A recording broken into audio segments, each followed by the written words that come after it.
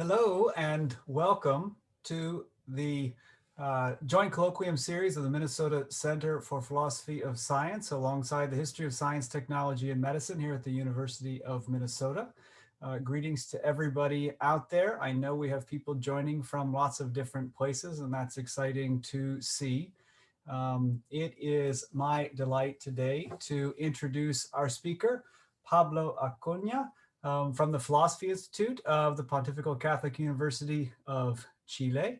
Pablo took his PhD in History and Philosophy of Science from Utrecht University and has subsequently been working on topics related to philosophy of physics and general philosophy of science, both at the Catholic University of Valparaiso and his current institution as an assistant professor.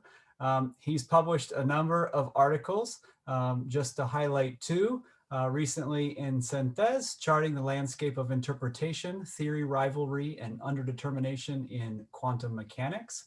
And also in Studies in History and Philosophy of Modern Physics, he published Minkowski Spacetime and Lorentz Invariance, the cart and the horse, or two sides of a single coin.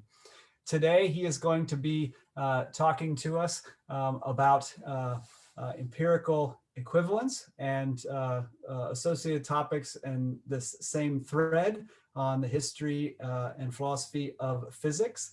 And so without further ado, let me turn things over to Pablo. And I will be back when Pablo finishes his presentation to give a few instructions about how we'll do the question and answer time. But for now, Pablo, please. Okay, thank you very much, Alan, for the invitation, also to Sam Fletcher for the invitation, and to Janet McKiernan for setting this up. So hello, everybody. I'm very happy to be here. I feel really honored to have the chance to present my work in this virtually in this legendary Center for Philosophy of Science. So it's very good to be here. Let me share my screen. And you can tell me if you see the slides. Okay.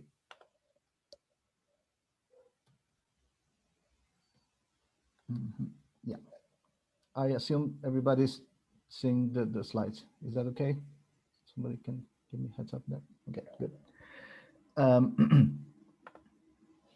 Yeah, okay, thanks.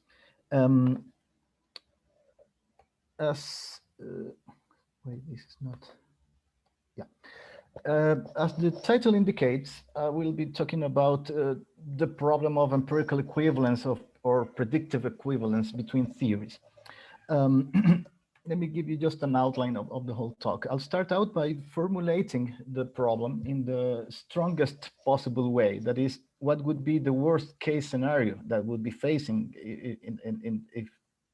in the face of situations of cases of predictive equivalence between theories. As we will see, it seems to be a hard one, a deep one. After that, I will take a look at a possible easy way out that tells us that if we could somehow show that the predictively equivalent theories we're dealing with are actually not really rival theories, but simply different formulations of one single theory, that could solve the whole thing. But I will show why that doesn't really work. Okay. After that, I'll take a look at a more promising avenue, that is to make reference to the so-called non-empirical virtues. We could invoke those type of characteristics in theories in order to make a choice in the face of predictive equivalence. That helps, but doesn't really solve the whole problem. We will see why. Then I will take a look at a very important and influential argument introduced by Larry Loudon and Jared Leplin that intends, as you can read there, that aims at removing the problem of underdetermination. That's a very good argument. They have a really good point there. But my take, what I will propose here, my take on the problem of predictive equivalence is that even though Loudon and Leplin's proposal is a really good argument, even though it helps a lot, it doesn't really succeed in completely removing the problem. There still remains a significant source of concern. And we will take a look at what really the scope of that concern that still remains despite Loudon and Leplin's arguments. And then I will test this stance of mine on the problem of predictive equivalence by means of two case studies, or at least a glimpse of two case studies. I won't be dealing with technicalities here or anything like that.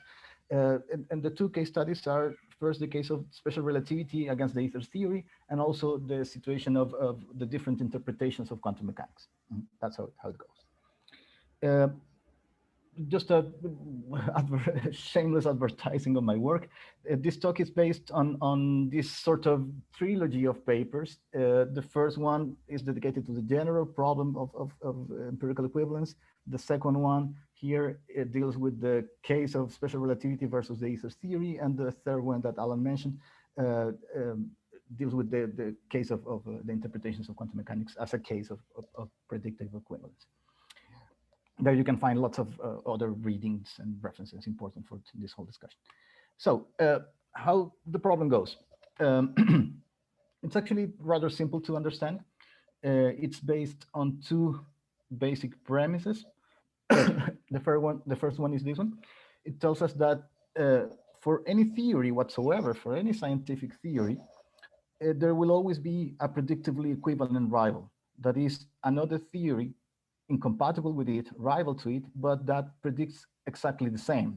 Here, just in logical language, it's just a bit more precise. For every theory T and every observational statement P, there exists another theory T prime, such that everything that T predicts is also predicted by T prime and the other way around. And here on the right, you have the formulation for probabilistic theories. That is, you have a theory T that assigns a certain probability to an observational statement P, there will be another theory that will assign the same probability to that same statement and vice versa. So that means that two theories are predictively equivalent or empirically equivalent. Why would we believe something like this? The main support for this premise, for this thesis, relies on the possible existence of algorithms, of procedures that if we take an extant theory T as input, we can get as an output an empirically equivalent theory T prime, which is a rival to T. We will see how that goes later on. The second premise in the problem is the following. An observational statement P is evidence for a theory if and only if, or at least only if, that observational statement P can be deductively entailed by our theory. That is, we can only get evidence for a theory out of the deductive predictions of that theory. Why would we believe this? This sounds pretty much like science common sense, right? Because how do we accept theories? By this simple pattern, right? We have that one theory entails a bunch of predictions, PI, a class of predictions. Then we observe in experiments and observations that many of them are true, that those predictions are successful. Therefore, we inductively accept T. But now, if these two premises are true, if it is true that for any theory T whatsoever, there is a predictively equivalent rival, and if it is also true that an observational statement P is evidence for a theory only if it can be deductively derived from that theory, then it seems to follow that no theory can impose itself in terms of evidence. Or another way to say is that there are no rational grounds to choose one of the theories. This is what is known in the literature as the problem of underdetermination of theory choice as a result of predictive equivalence between theories. In turn, this would also mean that the scientific realist is threatened by this situation. If theory choice is underdetermined, then there are no rational grounds either to state that one of the theories is true. And this is important. Look at here, right? We have an universal quantifier here. The first premise holds for any theory. If that's true, then the problem at issue is a global problem affecting all theories in science. So in that sense, it would be a problem affecting the very rationality of science as a whole, and of scientific realism as a whole as well. this is how Loudon and Leplin characterize how serious the problem is. They say the idea that theories can be empirically equivalent, that in fact there are indefinitely many equivalent alternatives to any theory, has wreaked havoc throughout 20th century philosophy. It motivates many forms of relativism, both ontological and epistemological, by supplying apparently irremediable pluralisms of belief and practice. It animates epistemic skepticism by apparently underwriting the thesis of underdetermination. In general, the supposed ability to supply an empirically equivalent rival to any theory, however well supported or tested, has been assumed sufficient to undermine our confidence in that theory and to reduce our preference for it to a status epistemically weaker than warranted assent. So, as I mentioned, if this would be the final word, we would be in serious trouble, right? Um, so let's take a look at how could we easily get out of this predicament. If we could somehow show, as I announced, that the predictively equivalent theories at issue are not really rival theories, but only different formulations of the same theory, then there would be no choice to be done after all. So the problem would get dissolved. How could we achieve that? Clark Lemur, for example, has proposed that if a formal relationship holds between the mathematical structures in the theories at issue, in the predictively equivalent theories, then that would amount to show that they are, after all, different formulations of one single theory. So this is something that we could prove, right? So somehow using mathematics. However, in a very nice, more or less recent paper by Kevin Coffey, the standpoint he assumes about this issue of theoretical equivalence, when two apparently different theories are in the end the same theory, he claims, convincingly, I think, that this is not an issue that can be resolved by means of formal relations between theoretical structures within theories. He says formal intranslability is not a sufficient condition, maybe a necessary condition, but not a sufficient condition for theoretical equivalence. Theoretical equivalence is a function of the interpretation of the theory's formalisms. What does he mean by this? That, okay, it could happen that the mathematical structures in our theories comply with the formal relationship with the suitable relation, okay? Some intertranslatability relation.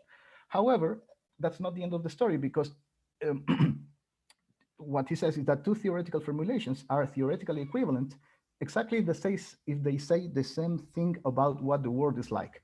And that does not depend only on the structures in the theories. That depends on the way we interpret those structures. So even if it holds that there is a certain formal connection between the mathematical structures in the theories at issue, when those structures get interpreted, we may get as a result that the theories are depicting a very different picture of what the world is like. And then they are definitely different theories. They couldn't be both true at the same time. So that's why Kevin Coffey says theoretical equivalence is a function of interpretation. It's a relation between completely interpreted formulations. So this easy way out that seemed to be sort of an automatic way out, if we manage to show it, it doesn't really help much. It's true, of course, when we have theories that are predictively equivalent, we should check, right, if they are not really in the end two different formulations of the same theory, but there's nothing to warranty that, not even that a certain formal relationship holds between the structures in the theory. Therefore, this easy way out is not really a solution for our problem. Now, a more promising alternative, taking a look at non-empirical virtues. We could, that's the point, right? We could invoke these so-called non-empirical virtues in order to make our choice. By non-empirical virtues, we understand simply these nice properties that theories may have, but which are not directly related or that don't reduce to the empirical predictions of the theory. For example, out of all the candidates of the predictively equivalent candidates we have, simply choose the simplest theory, the most explanatorily powerful theory, the most intelligible one, the prettiest theory, the one that is most conservative with respect to background knowledge, and so on. This is just a sample, a list of possible non-empirical virtues. That sounds nice, that sounds reasonable, but there's a catch with it. First of all, non-empirical virtues even for one single theory and for one single non-empirical virtue, they are very difficult to assess. Why so? Take, for example, simplicity. Simplicity, it's a complex concept, right? There seem to be many forms, different forms of simplicity and they all have the right to be called simplicity, to be called simple. And it's rather natural that some of these different forms of simplicity can conflict with each other. There's a old book by Mario Bunge dedicated to this issue, and there are some nice intuitions about these points there. Something similar happens with explanatory power. Why so? Van Franzen has compellingly argued, I think, that explanations are context dependent. He says that explanations are answers to why questions, and why questions always have a context. They always have a definite goal. They always have many conditions that determine the nature of the question. Therefore, what counts as a nice explanation, as a good explanation, crucially depends on those contextual aspects. Therefore, it could be the case that the same theory applied in a certain context could be very nice explanatorily speaking, but not so in a different context. That's why I mean that a non-empirical virtue like explanatory power is difficult to assess. Or in general, a theory can't be assigned an absolute score, an absolute grade in terms of how it does with respect to a non-empirical virtue. That's the first shortcoming of this alternative. Second, we could actually even forget about the first problem. Let's assume that we can assign absolute grades to absolute scores to non-empirical virtues for theories. Even so, there are lots of non-empirical virtues. There's a long list of them. They are all interesting. They may all have an epistemic import and relevance, but it turns out that there's no absolute universal ranking of these non-empirical virtues. What really happens is that different communities or sub-communities at different times in the history of science, and this can change very rapidly actually, may have different canons of non-empirical virtues. These canons of non-empirical virtues depend on lots of factors, mostly historical, the development of a particular science, the properties of the theories that are successful, the metaphysical commitments of the community, and so on. And I chose this quotation by a paper by James McAllister that he talks about aesthetic properties, but we can take it as referring to non-empirical virtues in general. He says the following: the hope that indicators of beauty, or non-empirical virtues in general, will defeat the threat of underdetermination is incidentally revealed illusory. Any decision on aesthetic grounds between empirically equivalent theories will in general be perceived, and this is the important point, as valid only within the paradigm then current and cannot hence be considered definitive. So what we get is, we get something good out of this, okay? Because remember that in the worst possible formulation of the problem, it seemed that the very rationality of theory choice was threatened. But non-empirical virtues can help, right? They do provide rational grounds for a rational preference among the predictively equivalent theories we are dealing with. So that makes sense. Okay, it's rational to prefer one of the theories based on the non-empirical virtues I like. However, since there's no ranking for the universal ranking of non-empirical virtues, this procedure can't justify a univocal and universal definitive choice. So despite the fact that we can have a rational preference for one of the theories, the underdetermination of choice still persists. So the question now, can we do better than this? This is when Loudon and Leplin come in. They say, yes, we can do better than that. And as I mentioned, the cluster of arguments they present aim at removing the underdetermination problem as a result of predictive equivalence. How does that argument go, or that set of arguments? Recall that we have that the problem comes up out of these two premises, these two principles, right? For every theory, there will be another empirically equivalent theory. And second, we can only get evidence for a theory from the predictions that the theory entails. Again, if they are both true, we have the problem we already described, right? The arguments that Loudon and Lepin present aim at showing that both premises are false, or at least that they are overstatements. And if they are false, then the problem is not there, of course. So the argument against the first premise, remember that there will be at least one predictively equivalent rival to any theory. The way they attack that premise is the following. They say that the relationship of predictive equivalence between two or more theories is essentially time indexed. What they mean by this is the following. They just say, this is a very healthy advice, never forget the hem, right? We know that the business of deriving predictions, of constructing models, of devising explanations and so on, that's very complicated. It's not something that we can get simply out of a theory.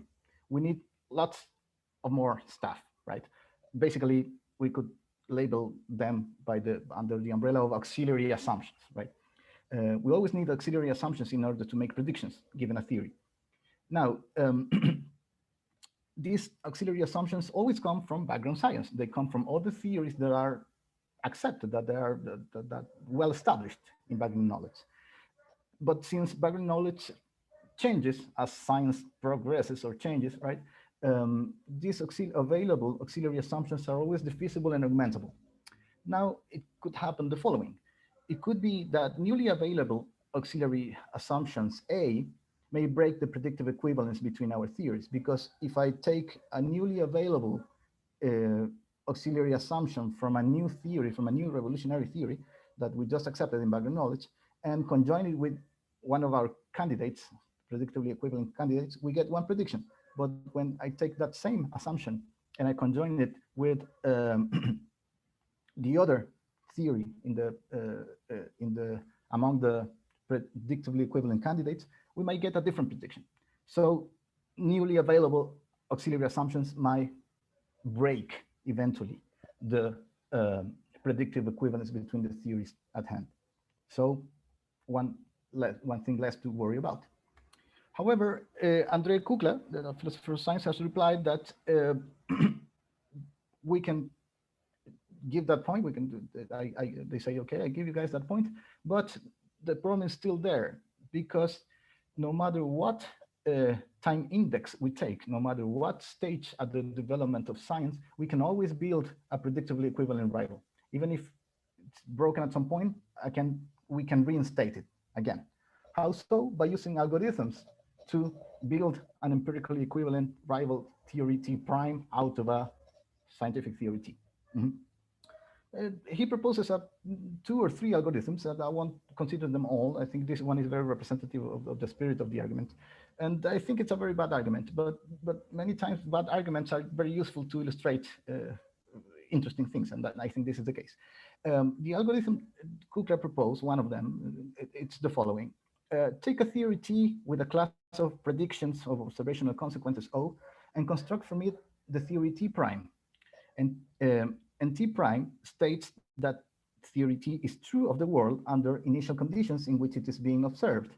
But T prime also says that when nobody is looking at the universe, it behaves according to the laws of T star, where T star is any theory which is incompatible with T. This sounds kind of crazy, I would say, right? So how could we put this crazy attack in more precise words? Against algorithms, right? Scientific common sense tells us something about the output of these algorithms. T prime in this algorithm, I would say, is not a scientific theory for the same reasons that Descartes' evil genius hypothesis is not a scientific theory. It's of course a rational construct, it's a rational possibility. That's how he presents it in the framework of Descartes' project, of course. But it's not a scientific theory. And here it's happening something similar. Look at what's going on here. We have a theory T prime that says that the world, when nobody's looking, behaves according to T. But when we are looking, behaves according to T. But when we are not looking, the whole universe behaves according to T star. But we cannot really know that because we are not looking. And if we were looking, then T would would start being the right theory again. So I think it's pretty similar to the evil genius hypothesis. So the upshot of this is that algorithms do not really yield scientific theories as output. They give us something that is predictively equivalent. We can perhaps grant that. They give us something that is predictably equivalent to the input, to the theory T. However, the output is not a scientific theory. Algorithms have no way to guarantee that these extra theoreticity conditions will be met, that the theory is scientifically plausible, it's non-superfluous, that it's minimally coherent with basic metaphysics of science, and so on. Actually, there are very good reasons to doubt that an algorithm like that can give us as an output a scientific theory that complies with these theoreticity requirements. Thus, we can conclude the algorithms that look so scary don't really work. Therefore, it's not true that for every theory T, there will be an empirically, a predictively equivalent rival T prime. So Loudon and Lepton seem to be right. Predictive equivalence is indeed a time-indexed relationship, conditional on a certain stage of the development of science. And the normal development of science, as they explain, may break the predictive equivalence, in turn breaking the underdetermination. That's the Loudon and Leplin's argument against the first premise, the premise that for every theory there will be an empirically equivalent rival. It's not true, because algorithms fail and because the relationship of predictive equivalence is time indexed. Against the second premise, remember that the second premise tells us that we can only get evidential support out of predictions that are deductively entailed by the theory. They say that that's also wrong. Mhm. Of course, we get evidential support like that, but there are other ways to get it too. They say significant evidential support may be provided a theory by results that are not empirical consequences of that theory. Let me explain this with this simple graphic, right? If we assume these two simple principles in the dynamics of confirmation, then what they say is correct. Let me explain this. The blue arrows represent the relationship of deduction. This means that T entails H and that H entails P. And the curved orange arrows represent evidential support, okay? So we have one hypothesis H that entails the prediction P, and P is true, then P provides evidential support for H, but also for theories or hypotheses that entail H. That is, P also provides evidential support for T. Mm. This second principle of confirmation tells us that if we have that a certain theory or hypothesis entails a prediction P, P gives evidential support for T, right? But also for the hypothesis that T entails. That is, P also provides evidential support for H here. Now, these two principles, if we take them together, allow that the following scenario may happen. We have two predictively equivalent theories, H1 and H2, okay? Now, it turns out that H1 can be encompassed as a special case, if you want, of a more general theory T. Mm-hmm. Theory T in turn entails another hypothesis H, mm-hmm. And H in turn entails this prediction P. If P is true, then according to two principles of confirmation, then P provides evidential support for H, evidential support for T, and also evidential support for H1, even though H1 does not entail P. Mm-hmm. That's why there's no blue arrow here. However, since H2, the other member in the predictively equivalent pair, cannot be encompassed as a special case of T, it cannot be deduced, to say it roughly, from T, it cannot be shown to be a special case of T, then the evidential support of P does not flow to H2. Therefore, H1 and H2 remain predictively equivalent, but if this happens, the evidential tie is broken because there's more evidence for H1 than for H2, thanks to T. Mm-hmm.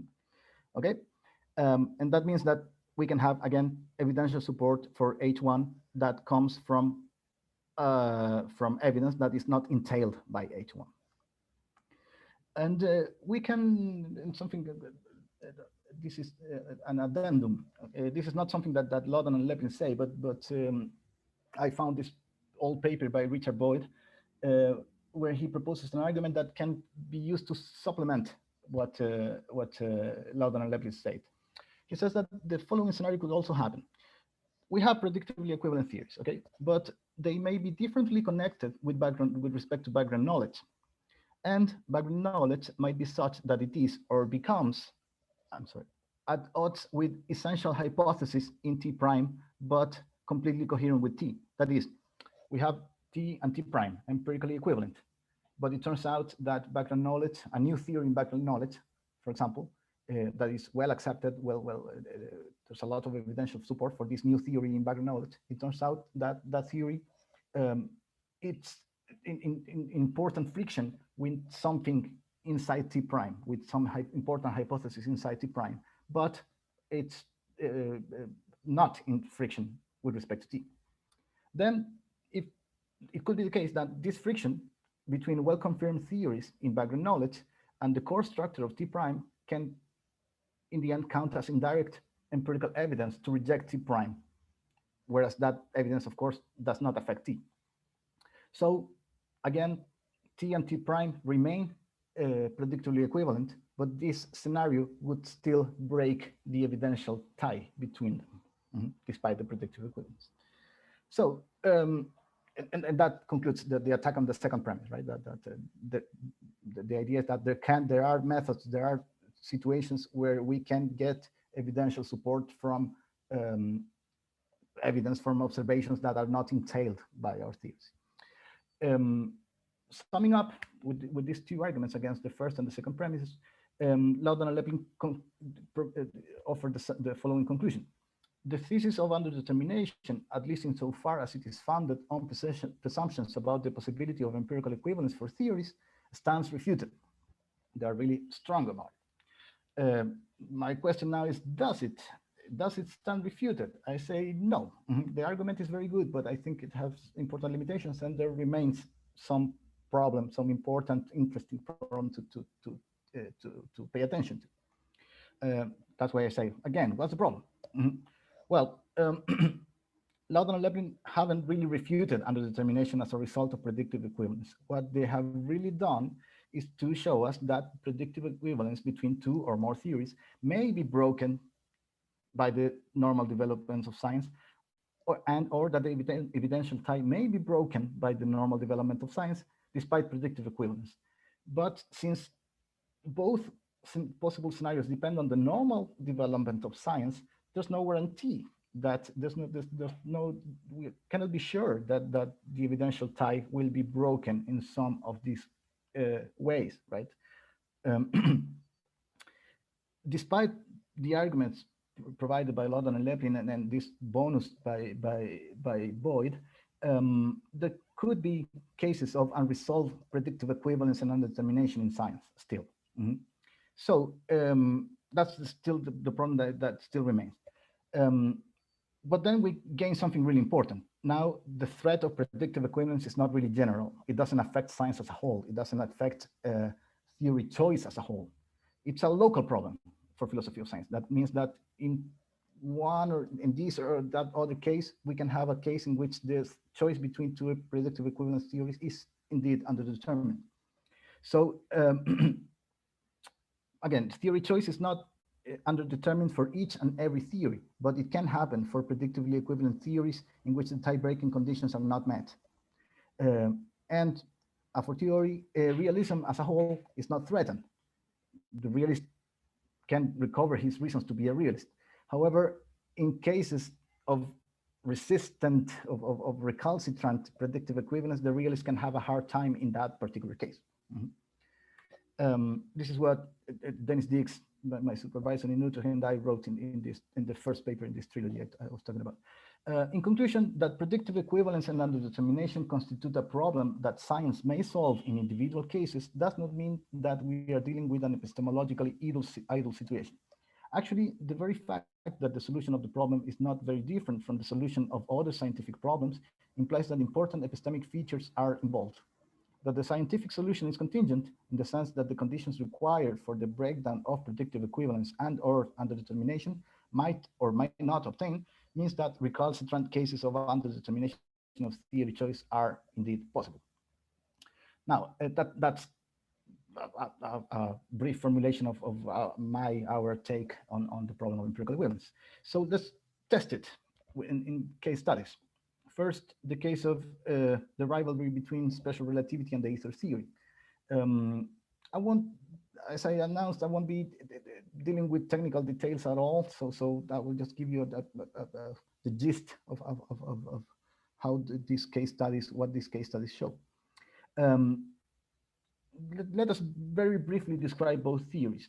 The ether theory, as developed mainly by Hendrik Lorentz and Henri Poincaré during that period between 1892 and 1906, that theory, in a nutshell, tells us that it still retains, as all classical physics, right, pre-relativistic physics, that the structure of space and time is Newtonian. Crucially, that we have absolute time. However, on that background, the theory introduces novel and kind of weird or unexpected dynamical effects due to the interaction between matter and the ether. And the mathematical core of the theory, the so-called Lorentz coordinate transformations, what they encode is this dynamics due to the interaction between matter and the ether. That's what, in a nutshell, in very simplistic terms, what the ether theory tells us. On the other hand, special relativity, what it does is that it rejects the Newtonian structure for space and time, and it replaces that structure with what we nowadays call Minkowski's structure for spacetime. And then the dynamics that the Lorentz coordinates that are also present in this theory have a very different meaning. And very notoriously, as an outcome of all of this, the ether becomes a superfluous entity. There's no need for the ether in the special theory of relativity. But now, as I mentioned, the predictive core in both theories is given by the Lorentz coordinate transformations. Therefore, they are predictively equivalent. But as we know, special relativity won. Everybody knows who Einstein was. Not too many people know who Hendrik Lorentz was. But how the literature explains this case, most of the authors make reference to non-empirical virtues in special relativity and or to non-empirical flaws in the ether theory. For example, and this is kind of famous argument, Karl Popper said that one of these dynamical principles in the ether theory, the length contraction formula, it's ad hoc because it was allegedly only introduced in order to cope with a certain experiment, but it doesn't do anything else. That's wrong, actually. If one studies the ether theory, one readily notices that that's not true. By the way, Michel Janssen, professor here, my esteemed colleague and friend Michel Janssen, has written the best study on the foundations and the history and foundations of the ether theory. And when you read that, you readily notice that Popper was wrong. This that there was nothing really ad hoc with length contraction there. Peter Gallison, this important historian of science, right, in a more or less old paper, argued that it is the aesthetic properties of Minkowski spacetime that made that the community say, okay, we like special relativity better than the ether theory. Michel Janssen, again, he has also argued that the explanatory virtues, that the way that special relativity explains what it explains is better than the way that Lorentz's ether theory explains what it explains. Therefore, special relativity is a better theory. And John Norton has argued that since in special relativity, we don't have this superfluous entity, the ether, that in the end we noticed that it was not needed, and the ether theory obviously has that entity, then we better go for special relativity, a sort of economy argument. However, when we take a good look at this type of arguments, we notice that what I mentioned about the context dependency or the relativity, you could say, I should maybe might be a better word, but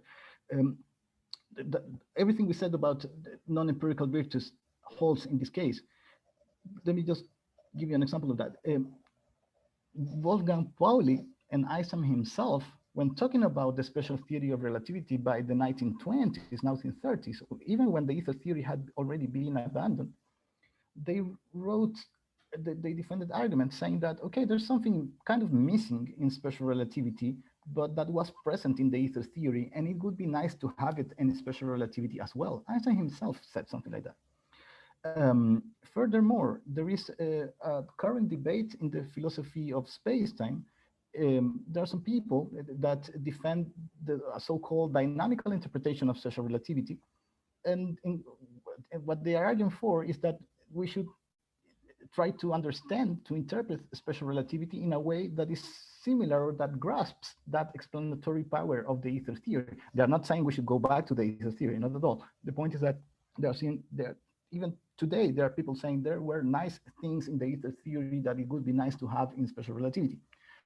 Therefore, it's, I think, kind of doubtful that such a clear victory of special relativity over the ether theory can be explained by invoking non-empirical virtues.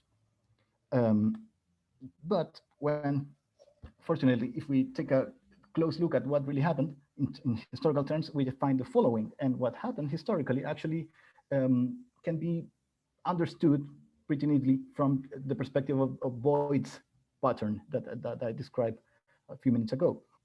What happened? In 1899, Planck introduced the quantum hypothesis in order to deal with the problem of black body radiation. And soon after that, by early 20th century, it became clearer and clearer that that problem couldn't be dealt with unless the quantum hypothesis was there. And that a classical treatment of that problem would always lead to a problem. Using classical electrodynamics plus thermodynamics in order to deal with that problem always leads to a hardcore problem. So we need revolutionary science. We need the quantum. Now, in the ether theory, remember that I said that the Lorentz coordinate transformations encode these dynamical effects due to the interaction between matter and the ether. In the model of matter, in the model of elementary particles of the electron, which was the only elementary particle known at the time, in the ether theory, the description of that dynamics due to the interaction between matter and the ether relied heavily on Hendrik Lorentz's model of the electron, which was essentially built on classical electrodynamics. It was a classically electrodynamical model, that model of the electron, and it was essential to make sense of the theory. However, the quantum hypothesis, for the reason I just explained, is openly incompatible with that model of the electron. On the other hand, special relativity doesn't say anything about the microstructure of matter. It is actually silent about it. The only thing it says is that the laws that govern matter at the microstructural level have to have a certain form, but it doesn't tell you what those laws are or what those models are. So the friction between the electron model in the ether theory and quantum physics didn't happen between special relativity and quantum physics. And that's why actually the ether theory was abandoned. Actually, by 1913, when after Bohr's quantum model of the atom, when it was completely clear that new physics had to go quantum, then it was clear that the ether theory was not anymore an alternative. So special relativity won in the battlefield of evidence, despite the predictive equivalence between them. And with the benefit of hindsight, we can also see or say that this pattern that introduced by Loudon and Levlin also works here. This happened later on between 1915 and 1919, right? What we have is the following situation.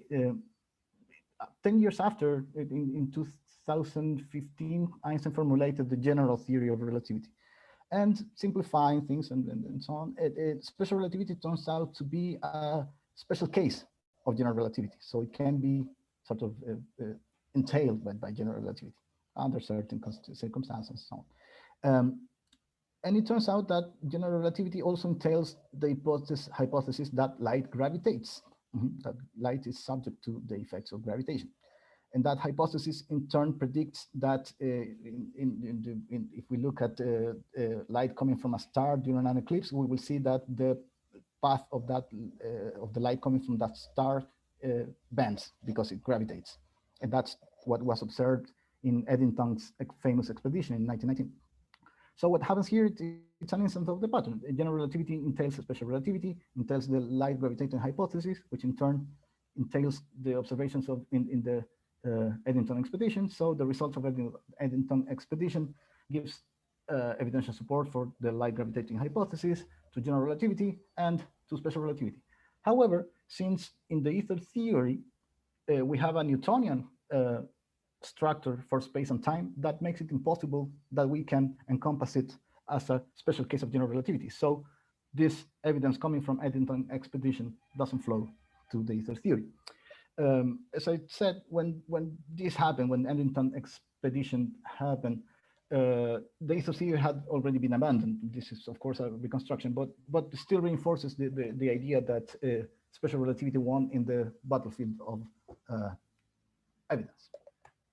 And finally, the quantum case, right? How am I doing with time? I'm a bit, okay, I'll speed it up. You may be familiar with this. In the philosophy of physics literature, it's kind of well known that there is an issue with the interpretations of quantum mechanics. There are many of them. We have the Copenhagen interpretation, we have Boltzmann mechanics, we have the many worlds interpretation, model interpretation, transactional, relational, consistent history, the Montevideo interpretation, cubism, and so on. Lots of interpretations. When we talk about different interpretations of quantum mechanics, it is usually implicitly or sometimes explicitly asserted that there is a theory, quantum mechanics, that can be interpreted in different ways. And that's what we are doing when we interpret quantum mechanics. However, there are very compelling arguments introduced by Laura Root and by Fred Mueller, saying that what we call quantum mechanics is not really a theory. It is indeed a formalism that allows us to make predictions in the lab, very good predictions, very accurate. However, that formalism is not powerful, conceptually powerful enough in order to give us a full picture or a determinate picture of what the world is like. Then, therefore, if we want a quantum theory, we have to take that formalism and interpret it. And in order to do so, we either add or alter epistemic metaphysical principles, either add or alter physical principles in that formalism. But the important point for us is that the result of interpreting quantum mechanics, and this is the point that Lauder, Rich, and Miller do, is that the result of interpreting quantum mechanics is a quantum theory. Before we interpret it, we don't really have a theory yet. Now, it turns out this is also a point made by Laura Rucci. If we take all the interpretations in the market and we take a look at their mathematical structure, it turns out that there's a very important theorem, the so-called Stone von Neumann theorem, that tells us that that it is guaranteed that if this shared mathematical core has certain properties, which it does have, then the resultant interpretations will be predictively equivalent. And this vindicates Kevin Coffey's point, because we have a mathematical structure for which we can show that a formal relationship holds, namely the Stone von Neumann theorem, that in a way allows us to intertranslate the structures between them, right? However, when we interpret that structure, we get wildly different descriptions of what the world is like. The description of the many worlds interpretations has nothing to do with the way that cubism says that the world is, or Bohm's theory, and so on. So the diagnostic is that in the case of the interpretation of quantum mechanics, what we have is a massive case of predictive equivalence, in the sense that we have lots of predictively equivalent quantum theories. Now, it turns out that in the current state of affairs, the choice between all these interpretations is underdetermined, and more interpretations are formulated, not every day, but every once in a while at least. However, what's the scenario? What's the situation? There are different communities that do make explicit preference. There's a Bohmian community, there is a many worlds community, there is a consistent histories community, and so on. But then, as we explained, the choices of those communities are normally based on their own rankings of theoretical virtues. Many world's people defend interpretation because they like simplicity in the formalism.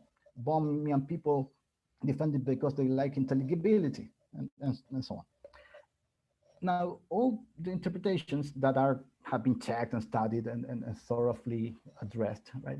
They're all internally consistent, minimally plausible, consistent with the metaphysics of science, and so on. So we could say that they all meet theoretic conditions. So the preference for one of them on the basis of non-empirical virtues does not amount to a universal rejection of the rest of the theories. And this situation has lasted for decades. And as I mentioned, more and more quantum theories interpretations are added to the discussion. So it seems, okay, here we are in the problem, right, of empirical equivalence. However, there's a positive side of it, at least that's what I think. We have lots of avenues to go along, right? So the more avenues we have, then the more chances that this underdetermination impasse may get broken, either by breaking the predictive equivalence by using new theories or something, or by breaking the evidential tie despite the equivalence. For example, if a great quantum gravity theory is formulated and it encompasses only one of the interpretations, but not the rest, the problem could be solved just in the way that the conflict between special relativity and the ether theory got solved. So we could hope for that, right? And another nice thing about that is that if that is so, there are more chances that we get new and better physics. The more interpretations of quantum physics we have, the more avenues to get a nice quantum gravity theory we have. There are people in all these different communities trying to extend these interpretations into quantum gravity theories. That may lead somewhere eventually. And finally, what can the realist do? The realist could go strong realist and say, yeah, I take non-empirical virtues as indicators of truth. So I take my preferred non-empirical virtues and ground my belief in the truth of this particular quantum theory on the basis of this or that non-empirical virtue. However, we have a garden variety of interpretations, theories of quantum mechanics. They all have some virtues in the eyes of some, at least. So this type of realist would be gambling hard, right? This realist would be putting a lot of money on the table. But a more cautious realist could adopt a weaker standpoint. That is, get a commitment, a realist commitment, not towards the full theory, but towards the structure shared by all the theories. We saw that that's not yet a theory, but yeah, then we could weaken a realist position and turn it into a sort of epistemic structural form of nomological realism, you could say. Not an ontic form of structural realism, of course, but something is something. So this safer stance is, of course, very weak. Not much explanatory power can be found in the template, but something might be good there for useful for the realist there. I have now a recapitulation of the conclusions, but I prefer to go directly to Q&A because I went a bit late in time. So that's it. Thank you very much. Thank you, Pablo. So let me just say quickly that we've got a couple ways for people to ask questions. You can raise your hand and I will unmute you, and then you can ask your question directly. Alternatively, if you would like, you can also communicate a question in the chat, and I will then read it out for Pablo to answer. So either of those possibilities can be used. We have a few beginning questions, so I'm going to go right to those. So the first is from Jos Uffink, and here, Jos, you should be able to talk now. Can you hear me? Yeah. Okay. Okay. I'm surprised I'm the first, but yeah. Pablo, I really liked much of what you said, and I agree to most of your conclusions, if not all of them. But what struck me is that in your analysis, you adopted this particular criterion for what counts as evidence for a particular theory, or which propositions do. And you use the criterion that I recognize as being borrowed from the hypothetical deductive approach to confirmation. This surprised me because I take it that this approach has long been shown to lead to many problems. The Hempel problem, right? That's what you have in mind. Well, yeah, the Hempel problem, but everything that's connected to that issue. One of these objections, which I will now again put before you, is that some proposition P will count as evidence for a theory T if T entails P. That's the proposition. That's the criterion you mentioned. Now, the objection is that I might have a theory which consists just of a very simple claim that, for example, there exists a black swan. And my proposition P would be, in my backyard or in my local zoo, there is a black swan. Now, intuitively, if that proposition is true, it entails a theory T. And so it would definitely, intuitively count as evidence for T. If I have a black swan in my backyard, there will definitely exist a black swan. But unfortunately, the theory T does not entail the proposition P, because the mere claim that there exists a black swan does not entail that there will be one in my backyard. So the condition that a theory entails a particular proposition does not hold in this case. And yet, your criterion says that this proposition is evidence for a theory if and only if the theory entails the proposition. But the objection, of course, is that there might be propositions that provide evidence for a theory without that particular condition holding. And so I'm really surprised that you used that condition. And I wonder how strongly your argument is dependent on it, because I think it's rather dubious. Okay. Yeah. Thank you, Josh. That's an important point. I wasn't I didn't elaborate much on it, but all those type of problems that you are mentioning, there are many like that, right? Hampel's problem, even the Raven's problem, right? Yeah, of course. Yeah. All those problems come from the LP, the logical positivistic stance on the logic of confirmation, that they say it's just a matter of logic, right? Yeah. I'm not endorsing that view at all. Actually, I'm more on the line of what you are saying. I should have been careful about that. What I was using there, maybe I'm being too quick here, but you get the spirit. I wasn't saying that I was putting forward neither sufficient nor necessary conditions for evidence in terms of entailment. Of course, entailment is important for evidence, right? That's an example that I showed at the beginning. That we all know that, of course, right? No one could deny that. But that doesn't mean that the criteria that allow that a certain of the truth of an observational statement counts as evidence for a theory can be reduced to logical criteria. Of course, logical criteria. Of course, logical criteria are important. They have to be considered. There are lots of essential pragmatic conditions that have to be fulfilled as well.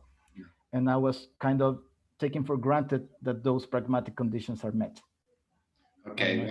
Well, thank you. I completely agree with what you said right now, but I just thought I saw. No, it's a very important point. It's a very important point because I just you're right. It's saw an if with a double F on your slides. Which It's maybe that was not the best way to of course that can be confusing, but yeah, that's the point. Thanks for your elucidation. Thank you, Jos. Okay, thank you, Jos. Let's move to our next question, which is from Sam Fletcher. Sam, you should be able to talk now. Great. Pablo, I had a question about what I found to be a very interesting historical claim that you made. So I take it that one of the claims that you made is that part of the underdetermination that was broken between the ether theory and special relativity had to do with the development of the matter theory of the electron. Is that the claim that you were? Yeah, cool. So the model of the electron in the ether theory got clearly incompatible with quantum physics. Right. So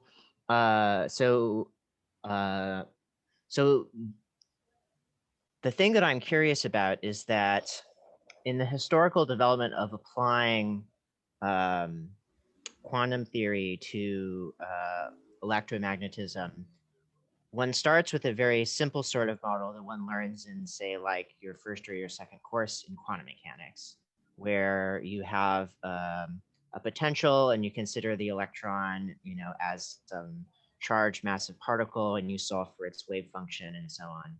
And in those particular approaches, just using the Schrodinger equation, right? These are all situated within Galilean space-time, right? Now, of course, there's many ways in which that particular elementary account of the electron is not sufficient for describing some phenomena, but the theory that is sufficient, quantum electrodynamics, was not developed for many, many decades fully after that. But it seems to me that the rejection was already in place way before these developments. Yes. So I was hoping you could explain to me, because I'm puzzled now by your deeper in the historical. Yeah, nice. That's very interesting, actually. It's much simpler than what you have in mind, actually, because the point is actually it's very interesting because a part of the beauty of the historical case is that it's all about black body radiation, Sam. It's way before what you're considering, okay? Because there is this lecture in a conference in Rome, I think it's 1908, in which Hendrik Lorentz himself, okay, started saying things about black body radiation. And he says, if we use my model of the electron to try to deal with the black body radiation problem, we are doomed to fall into the ultraviolet catastrophe problem. Lorentz himself said that. And that was very important because that was the main reason that people started to abandon the Lorentz theory. It's an incredible gesture of intellectual honesty, of course. So that's the problem. It's that kind of conflict. It's something much rudimentary, if you want, than what you have in mind. Because as you said, when quantum electrodynamics came out and all those things were dealt with, the ether theory had been abandoned quite a few years ago. So that's the period. That's the period. It's the very early quantum physics that led to the community to abandon the ether theory. I see. That's interesting because usually when one sees an example of a community rejecting a theory in the face of conflict, it's because they have some other option that they can turn to. But it seems like in this case, they're rejecting the Lorentzian ether theory and the particular deformation theory of the electron without having an alternative theory available to turn to. But one Exactly. consequence of rejecting that is rejecting the ether theory. Yep. Yep. I see. That's very Yeah. interesting. Thank Yeah, you. yeah, it is. It is actually Kuhn's book on the history of early quantum physics. Great, great. I'll have to go back and look at that. There's a section there about the Rome conferences, if I remember well. Great, thank you. And also in Helge Krag, Quantum Mhm. Generations book, also has a chapter on the electromagnetic worldview, and also deals with it. Great, thank you. Okay. We've got another question here. I'm going to open it up. Let me just take care of that. And so this is RG. You can now talk. Okay, you should be able to unmute yourself. You are muted, it says. Can you hear me? Yeah, we can hear you. Yes. Okay, my name is Rodney Gomerton, and I'm talking to you from Berkeley here, but not the university city. There are two problems with the underdetermination hypothesis. One is that, about that you cannot, amongst a class of theories, one theory cannot prevail over others merely because of predictive success. And the second one is that the problem it poses for scientific realism. You had put that in there. I agree with that. So I just wanted to raise the possibility that as far as scientific realism goes, if we can have a criterion for scientific realism that's not based on the empirical success of the theory, that's the predictive success of the theory, then underdetermination will not pose a problem. So I've developed a view called Tandem Realism, in which, the criterion for scientific realism is not based on predictive success. Predictive success is, of course, required for a scientific theory to be even considered for explanation of the world. But the explanation of the world comes from whether or not it revises. In other words, I consider theory as not just the formalism, but formalism plus observations together, and it's like that. But maybe, I'll send you an email on that, but I just wanted to mention it. Okay, thanks. I'm not sure if I understood totally what you were saying, but to clarify, my point here is that first of all, I'm not really a realist, and I'm just defending the realist for the sake of the argument, and actually I'm more of an anti-realist sympathy. But the exercise I was trying to do is that let's check in what sense predictive equivalence can threaten the scientific realist. And what I concluded is that, given the diagnostic I proposed, it's not a threat to scientific realism as a generic standpoint in the philosophy of science. However, in recalcitrant cases of predictive equivalence, the realist could have a hard time to apply, so to speak, his or her realist position to that specific case. Because even if you have other resources to defend your scientific realism, for example, consider that non-empirical virtues are truth indicative. I think that's something more or less what you had in mind. You could accept that, but in cases of predictive equivalence, it becomes more serious and more difficult, because if you assume that the predictively equivalent theories are how you say, really scientific theories, that they are okay with respect to theoreticity conditions, then yeah, you could defend that, but you are gambling really hard, right? You're saying, okay, this is the theory I want to consider as true, but I know that there are other ones, and there are lots of other people valuing non-empirical virtues in them as well, and they may also consider those other non-empirical virtues as truth indicative. But again, it's not a threat against scientific realism per se. So it's about one particular application of a scientific realist stance. That's I just want to say one thing, which is that scientific realism is really thought of as a thesis about the formalism, whether the mathematical formalism and the entities, theoretical entities, are true about the world.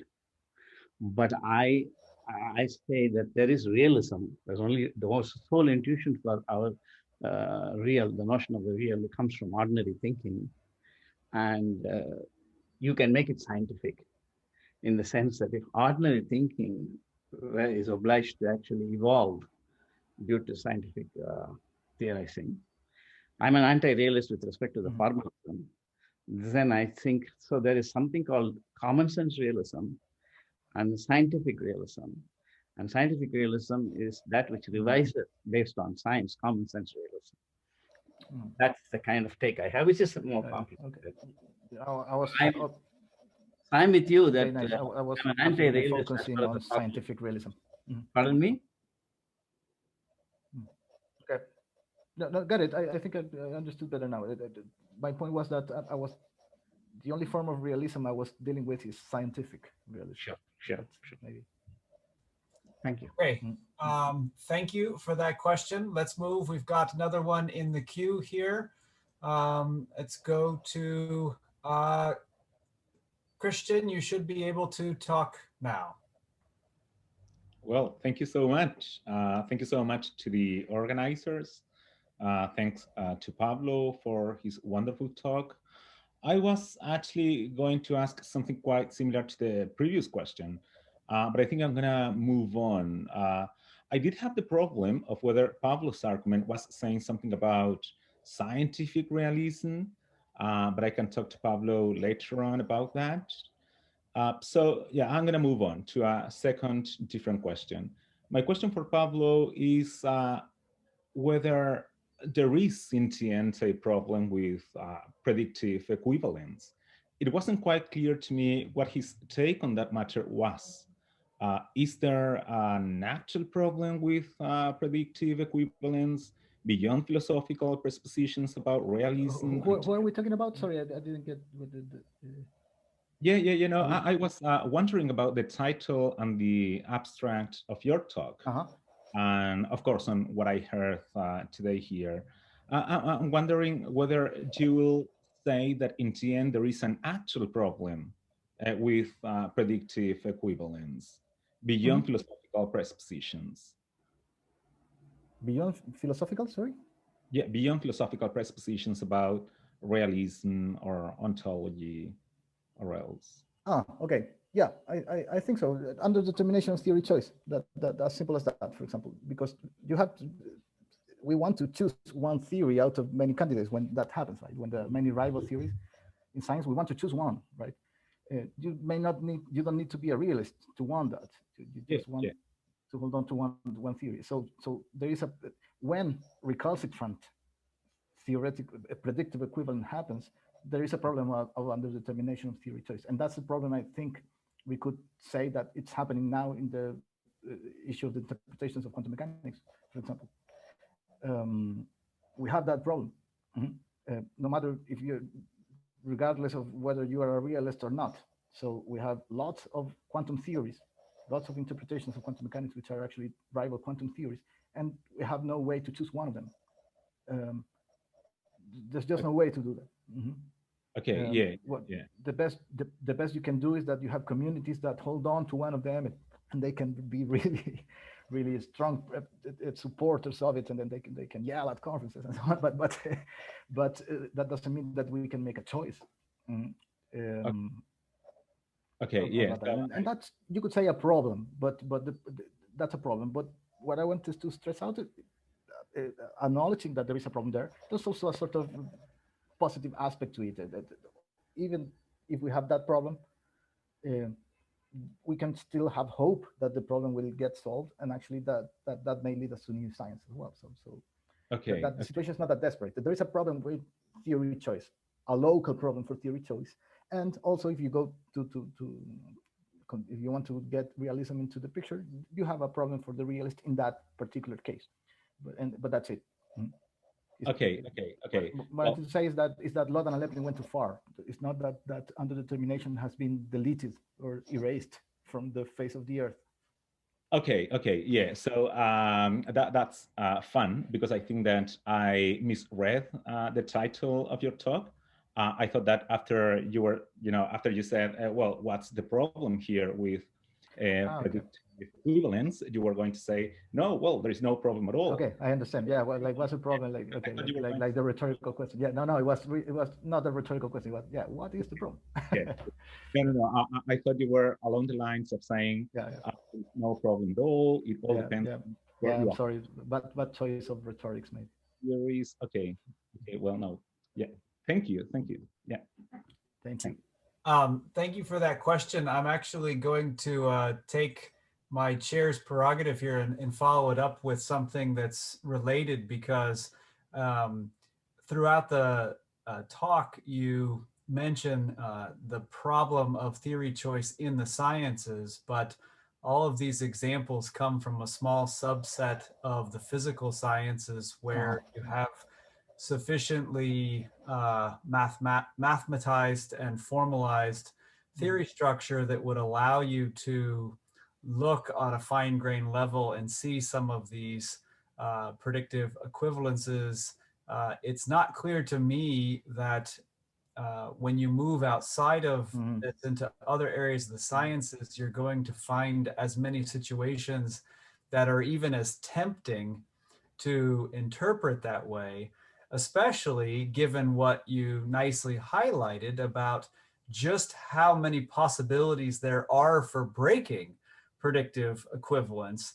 It seems like another answer to Christian's question is to say, well, the kind of problem that is advanced here is a problem, but it turns out not to be a very common problem across all the sciences, but rather a problem that we encounter under certain conditions when the epistemic structure of the science sort of facilitates this kind of close comparison. But I'm curious just to hear you say a little bit about how you see the analysis kind of moving outside of some of the historical and physical science examples that you provided. Okay, that's a very interesting point, actually. I cannot really say much, but I'll try. The key point that you mentioned is mathematical structure, right? In physics, we have lots of it. And that seems to be a sort of requirement for two theories to be able, in the first place, to be empirically equivalent, right? There has to be some kind of connection between the mathematical structure between two theories that allows them, in the first place, to be predictively equivalent. But in other sciences, biology, I don't know, I don't really know biology, but or needless to say, in the social sciences, right? It seems difficult that a scenario like this can happen, right? Because theories have other characteristics. And even though mathematical structures are there, I know that at least I know pretty much nothing of biology. It's not that central to the theories as to be enough to have these cases of empirical equivalence. As far as I know, I haven't read of any cases like that in biology, for example, chemistry. So that might give us the intuition that at least in other sciences, where the theories don't have these mathematical structures in the heart of the theories, I don't know how to say it, right? That's why I say I cannot say much, because I'm not really informed of the history of other sciences, or the philosophy of other sciences apart from physics. But my intuition would be something like that. That is very unlikely that in biology you could have cases of strict predictive equivalence. So even there would be even less to worry about it. I don't know what you think, Alan. No. I think you could say something. So I think we're in agreement here, and so I guess the broader question, moving beyond your talk, would be to ask whether or not we should continue to talk about a problem of underdetermination in science, or a problem of predictive equivalence in science, because it's not the in science, it's more in these certain relatively specifiable epistemic circumstances that obtain in some of the sciences, but then you would have a different situation for the most part throughout the history of science in thinking about why scientists made the choices they did, about the models that they backed, about why they thought one rival was preferable to another. They would not really be matching some of the structure that we've been talking about today. Yeah, I agree. That would be my, but I cannot go beyond an intuition because, as I was saying, I'm not informed enough about the philosophy, about the sciences, to make that claim. But I agree with what you say. Yeah. Okay, so I've got another question in the queue from Sam Fletcher. So let me make it possible for him to speak. Okay, Sam, go ahead. Great, thanks. Maybe just first a quick comment on the dialogue with Alan just now. I know of some examples in the social sciences where there have been theoretical underdetermination, but it's always been transient. It's always been a case where the underdetermination is only with respect to currently available experimental data, and it's broken, or at least in principle broken by future future observations. Sometimes, though, the future observations are very difficult and it's not broken for a long time. But maybe analogous to the case between the spontaneous collapse interpretations and the rest, right? Something like that. Or not at a high enough level of abstraction, yes. We can talk about details of yeah, sure. My question to you actually has to do with how you interpret theoreticity conditions. So your reply to Kukla involves saying that certain types of algorithms for constructing empirically equivalent theories are really like straight up like Cartesian skepticism or some version of hardline skepticism. That the theories that they're considered are not really properly scientific, and whatever sorts of conditions we use for that rules out those. So you invoke these theoreticity conditions. On the other hand, on the previous section, you rejected appeal to non-empirical theoretical virtues as a possible solution. And it seemed to me that these theoreticity conditions are just non-empirical virtues, or at least one type of non-empirical virtue. But that seemed like but that interpretation makes your response to Kukla in tension with what you say previously. So you must have a different interpretation of what theoreticity conditions are and how they're different from non-empirical virtues. I just wanted to raise the issue to see how you saw through that. I see the point. No, I think that I agree that you could call what I call theoreticity conditions as non-empirical virtues. However, I think that I don't think that there would be I think that wouldn't be a problem for my take, because you have two levels of discussion right here. The first one would be, is this proposal you're giving me here nice enough as to be considered as a scientific theory? Well, yes or no. For the algorithm, the product of algorithms, you could say no. But then if you say yes, then you can make another question, that is, are these virtues in this theory good enough as to so that we choose this theory on top of the other one? I think it's two different questions. And even though you can consider both things, right, theoreticity conditions and non-empirical virtues, all non-empirical virtues, you're asking two different questions. So I don't really have a theory of theoreticity conditions for starters. That was just a rough characterization of why the algorithms fail.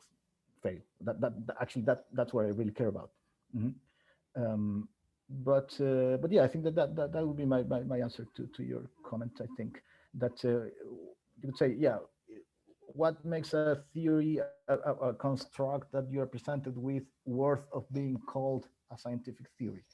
You have to answer that with properties that we could call non-empirical virtues, right? But then you can make this other question: given this state of predictive equivalence, how can we use the non-empirical virtues as to make a choice? And I didn't say that it doesn't work.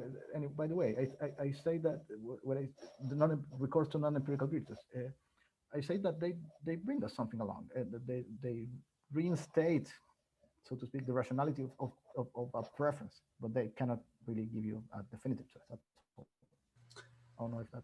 So I want to squeeze in really quickly here. Clayton Gerhardt has a question, and then we will need to end. So Clayton, I'm going to open you up, and you can talk right now. Go ahead. Oops. You are on, Clayton. We can hear you. Yep.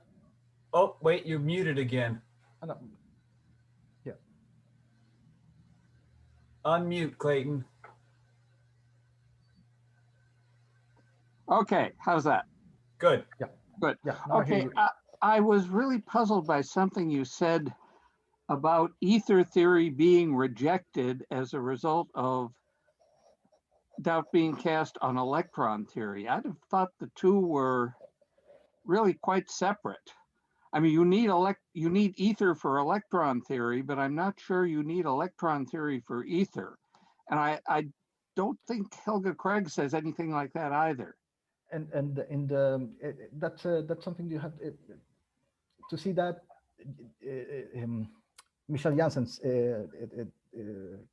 book, I mean, dissertation on the Lorenz's theory, because there are many stages. There are several stages in the development of that theory. Okay, and at the beginning, Lorenz postulates this length contraction, and he gives this plausibility argument, saying that the forces that keep a rod together, right, transform according to the Lorentz transformation. They are Lorentz invariant. They are not Galilei invariant, something like that, right? That's the stage of 1895, then 1899, or something like that, or 1895. And I think 1899 and 1904, Lorentz goes deeper, and he grounds that plausibility argument in electrons themselves. Actually, he goes on to claim that the forces that keep electrons together, or that give the shape to electrons, also are Lorentz invariant. Okay, and then it's when he introduces an explicit model of the electron in the ether theory, and that's why that was quite necessary actually for the theory. And this famous, or more or less famous, paper by Poincaré on the dynamics of the electron, 1905, 1906. What Poincaré does, that is exactly that, is to amend and to provide all the loose ends that Lorentz left in the model of the electron. Poincaré solved it there, or amended it. And then with the work of Poincaré, actually, is when the ether theory becomes really strictly predictively equivalent with respect to special relativity. So the model of the electron is crucial. That's not so well known. Okay. No, it is pretty well known, and you're right. But that doesn't mean that the rejection of electron theory meant also the rejection of ether theory, does it? I thought that's what you had said earlier. I may have misunderstood. Yeah. Because again, the foundation of all these dynamical effects of length contraction in the ether theory, which is central, of course, for the ether theory, length contraction in the end, in the final version of the theory, is grounded on the model of the electron.